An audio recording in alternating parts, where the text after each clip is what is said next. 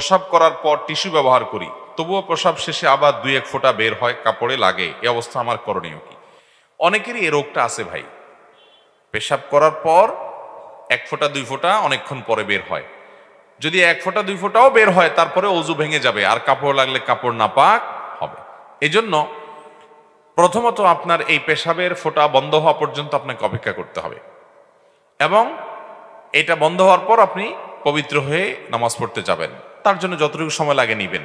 আবার অনেকের আছে অহেতুক সন্দেহ, পেশাবের ফোঁটা বাহির হোক বা না হোক, তার মনে হয় বাহির হয়েছে, মনে হয় বাহির হয়েছে, ঘন ঘন চেক করতে হয়, আছে না নাই? তো এইটা হলো রোগ। এই রোগকে পাত্তা দেওয়া যাবে না। যদি দেখেন যে এরকম প্রায় দেখছেন চেক করে আসলে কিছু বাইর হয় নাই, অযথে আপনার মনে হয়েছে, তাহলে এটাকে পাত্তা দিবেন না। নবী করিম সাল্লাল্লাহু আলাইহি সাল্লাম তো ভিজা হাতে পানি নিয়ে এরকম ছিটা দিতে বলেছেন, কাপড়ের উপর দিয়ে, লজ্জাস্থানের বাইরে কাপড়ের উপর দিয়ে ছিটা দিতে বলেছেন। কেন?